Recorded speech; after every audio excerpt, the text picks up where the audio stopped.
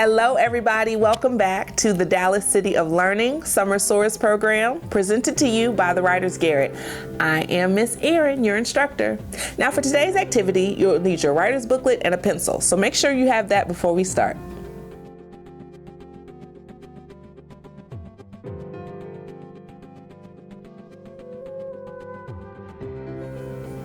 Today, we're going to talk about stories. What makes a story a story? When we read, why do we get so wrapped up in a book that we forget what's going on around us and feel like we're really there?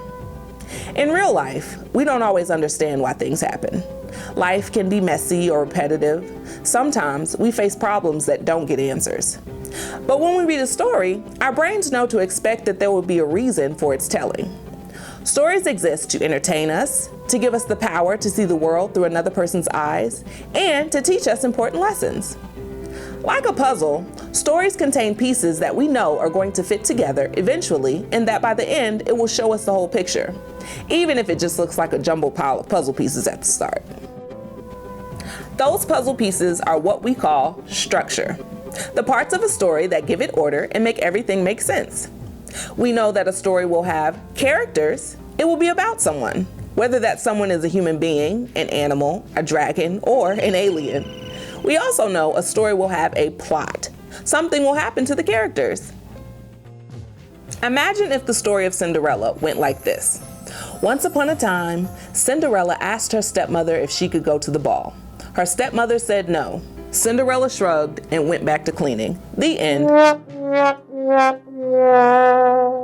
Is that a story? No. Cinderella never changed. She didn't make any choices or overcome any challenges. She didn't find a way to disobey her stepmother and chase after what she wanted.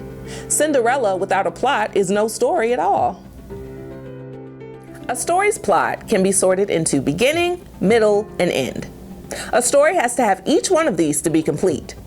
The beginning introduces the problem the characters will have to face. The middle shows us the way they try to deal with that problem. And the end shows us the result of their choices. Let's see if we can identify the beginning, middle, and end of a few familiar stories. Which of these is the beginning of a story? A. Aurora pricked her finger on the spindle and fell into a deep sleep. B. There was a poor young man named Jack who dreamed of being rich. Or C. Belle kissed the beast and he turned into a prince. That's right, B. There was a poor young man named Jack who dreamed of being rich. Which of these is the middle of the story? A. The genie was set free by Aladdin's final wish. B. Little Red Riding Hood set out to visit her grandmother's house. Or C. The first little pig's house was destroyed by the wolf, so he fled to the second little pig's house. You got it, it's C. The first little pig's house was destroyed by the wolf, so he fled to the second little pig's house. Which of these is the end of the story? A. Scar was defeated and Simba became king of Pride Rock. B. A young maiden named Rapunzel lived high in a locked tower in the woods. Or C. The witch poisoned the apple she planned to give Snow White. That's correct. A. Scar was defeated and Simba became king of Pride Rock. Good job! Take a few minutes to think of a story you know. In your writer's booklet, write out the beginning, middle, and end of the story. Remember, the beginning introduces the challenge the characters face. The middle shows us how they try to overcome that challenge, and the end shows us what happens as a result of their efforts. Pause the video now, and I'll see you in a few.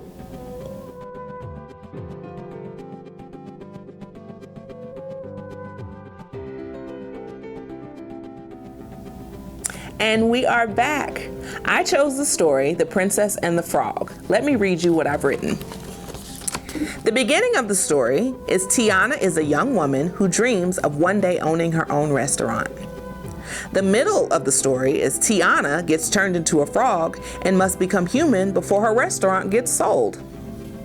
The end of the story is when Tiana finds true love and kisses the prince and she becomes human again, and they open a restaurant together. Which story did you choose? What did you write? Now it's your turn. In your writer's booklet, create a story with a beginning, middle, and end. If you like, it could be a story about you or not. It can be as fantastical or everyday as you want. Maybe it's about an albino crocodile named Nedry who dreams of being an Olympic ice skater. Or it could be about you and some friends going on an adventure at school.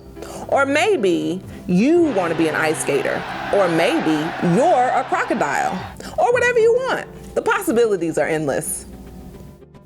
You might want to brainstorm the components of your story first before you sit down to write it. If it helps, you could use the method called Somebody Wanted, But So Then, or SWBST for short. Somebody.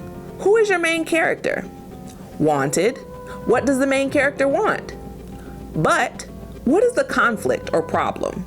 So, how does the main character attempt to resolve the conflict or problem?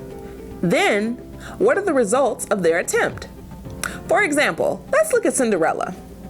Somebody, Cinderella, wanted to go to the prince's ball, but her stepmother forced her to stay home. So she disguised herself to go to the ball, dance with the prince, and leave before midnight. Then the prince uses her slipper to find her and gives her the power to leave her stepfamily and live happily ever after. Or think about Finding Nemo.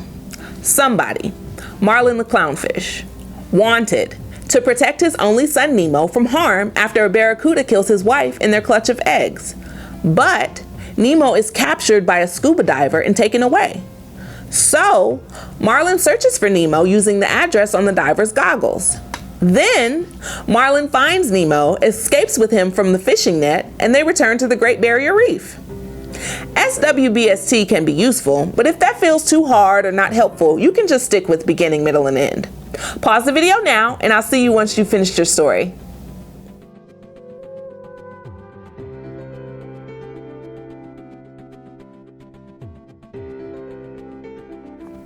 And we're back. My Somebody Wanted, But So Then looks like this. Let me read you what it says.